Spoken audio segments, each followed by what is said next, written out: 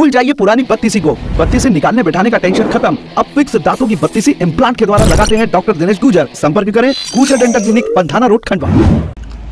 और हाथ पे कहाँ लगी है? जैन साहब, चोट कैसे लग गई है आपको? ये जो आज हमारे जो परिवार था, पीड़ित परिवार, वो अपनी पत्नी को ढूंढने के लिए खंडवा आए थे और उसके आवेदन देने के लिए हम एसपी ऑफिस जा रहे थे। अच्छा। साथ में वो जो लड़का है वो संतोष भी मेरे साथ था। और ये जो पुल पे हम देख रहे हैं कि लगातार जो ये रेलवे का पुल है, हाँ। यहाँ पर इस प्रकार के 8-10 गड्ढे हैं जो 3-4 दिन में कोई भी शासन प्रशासन के यहाँ पे लोग उसमें थैले टाइप भर देते हैं, लेकिन 3 दिन बाद ही वो उखड़ जाते हैं। कई बार हमारे द्वारा प्रयास किए गए, लेकिन दिक्कत ये हो रही है कि उसका इस पुल का जो उस रोड का मालिक कौन है ये अभी तक समझ नहीं आ पा रहा है। सब टालम टोल चलती रहती है कि जाओ तो ये उनका पुल है, कोई बोलते हो ये इंदौर वाले फलाने का पुल है। तो इस प्रकार ये टालम टोली के कारण लगातार हम देखते हैं कि उस पुल के पास में इस प्रकार के गड्ढे हो जाते हैं। तार लोहा सरिया तक निकल गया है और जो थोड़े से थैले लगा के ऊपर जो रेत डाल देते हैं, रेत और बोल्डर डालने से क्या हो रहा है कि लोग उस पर स्लिप होते हैं। आज मेरे साथ भी वो घटना घटी थी जब मैं एसपी के कार्यालय एक आवेदन देने जा रहा था और वो जो बोल्डर और जो रेत पड़ी हुई थी उसमें मेरी बहुत स्लो होने के बाद भी मेरी गाड़ी गिरने के कारण मैं स्लिप हुआ। और आज देख रहे हैं कि आप हाथ पैर में चारों तरफ मुझे लगी है। कहीं ना कहीं ये एक हादसा तो पीछे कार आ रही थी, भगवान का शुक्र है कि वो कार कम से कम ब्रेक उसने तेजी से लगा लिए, नहीं तो हो सकता है एक बड़ा हादसा मेरे साथ दुर्घटना हो सकती थी।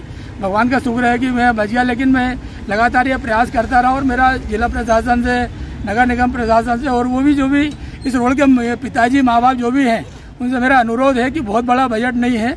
रेलवे का पुल जो कि सभी जनप्रतिनिधि, जिला प्रशासन के लोग, बच्चे, आधे से ज़्यादा शहर उस पुल को पार करता है और उस पुल पर यदि स्थायी रूप से भी यदि करने जाएंगे तो 5 से 10 लाख रुपए में बहुत बड़ी राशि नहीं है। बहुत अच्छा निर्माण हो सकता है, ताकि जिस प्रकार की लगातार हम देखते हैं कि घटनाएं हो रही है। आज जो मेरे साथ घटना हुई है, ये घटना को रोकने के लिए जिला प्रशासन से अनुरोध है कि बड़े स्तर पर एक अच्छा कार्य यदि हो जाता है तो सबको उसका लाभ मिलेगा और इस तरह की घटनाओं से बचा जा सकेगा। जैन साहब, आप भाजपा के प्रवक्ता भी हैं, समाज सेवी भी हैं। सरकार आपकी दिल्ली से लेके खंडवा में, नगर निगम सब आपके, पार्षद सबसे ज़्यादा आपके, आप नगर निगम में खुद रहे।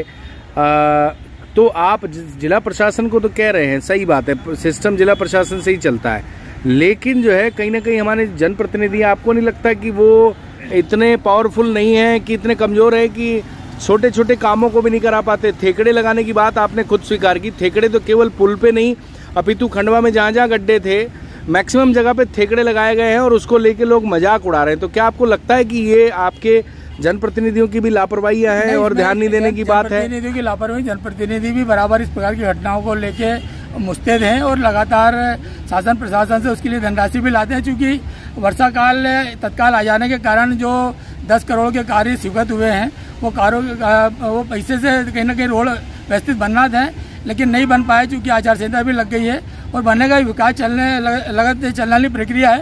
लेकिन एक पुल का जो मामला है कहीं ना कहीं वो नगर निगम के अंतर्गत नहीं आता। अभी हमारी जो पहुँच है जिला प्रशासन नगर निगम में, पता लगा कि वो जो कोई सा विभाग है जो इंदौर में उसका ऑफिस है, होशंगाबाद में उसका ऑफिस है, हमारी सेतु विभाग के कारण वो उनसे उन अधिकारियों से कांटेक्ट नहीं हो पाता। कांटेक्ट होता भी है तो वो ले दे के वो ठेकेदार को बोल देते हैं कि डामर डाल दो और 3-4 दिन में खड़े जाता है। तो देखो, सांसद एक बड़ा प्रोफाइल होता है, विधायक बड़ा प्रोफाइल होता है, नहीं उनकी सेतु निगम के अधिकारी की क्या वर्थ इंदौर वालों की, वो प्रयास किए भी जा रहे हैं। उनका मेरी कुछ अधिकारियों से चर्चा भी हुई थी कि एक स्थायी काम करेंगे, लेकिन वो कहीं ना कहीं हो नहीं पाया।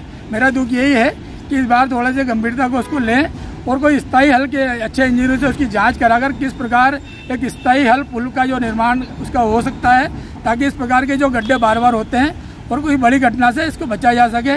मेरा अनुरोध है कि आज मेरे साथ ये घटना हुई है और भी लोगों के साथ हुई है, लेकिन कहीं ना कहीं अब थोड़ी सी समझदारी करके, चूँकि मैं तो अब मेरे को लगने के बाद तो मैं तो और पूरी तरह से ताकत से लगूंगा, क्योंकि आचार संहिता अभी तो कुछ कह नहीं सकते, लेकिन आचार संहिता के बाद इस पुल को लेकर पूरा गंभीरता से के साथ हम जनप्रतिनिधि से भी अनुरोध करेंगे, साथ ही जिला प्रशासन के साथ उस काम को मजबूत बनाने की कोशिश करेंगे। मतलब आप ये कहना चाह रहे हैं कि हम प्रशासन को ये कहेंगे कि भाई आप दवाई लगा रहे हो तो दवाई अच्छे से लगाओ, फॉर्मेलिटी मत करो। बिल्कुल बिल्कुल सही है कि फॉर्मेलिटी कर रहे हैं। आज वहाँ पर इतनी आप देखेंगे कि जहाँ जहाँ आपने ठेकड़े लगाए यानी पेचवर्क किया है, वहाँ सब डामर जो है रोड पर बिखरा पड़ा है। और केवल ये एक्सीडेंट पुल पे नहीं, खंडवा के कई जगह पर हो रहे हैं। पंधाना रोड की हालत तो बहुत ज़्यादा खराब है। अभी जो है मैं मोगट रोड से आया तो मोगट रोड के सामने बहुत गड्ढे हैं, तो शहर की हालत खराब है। भाजपा के प्रवर्तक, कई बार आपको गुस्सा नहीं आता खुद सरकार अपने जनप्रतिनिधियों? आपका कहना वाजिब है, हम देख रहे हैं, लेकिन कहीं ना कहीं चूंकि इस बार बहुत ज़्यादा तेज बारिश से जो गड्ढे नहीं होना था वो भी हो गए।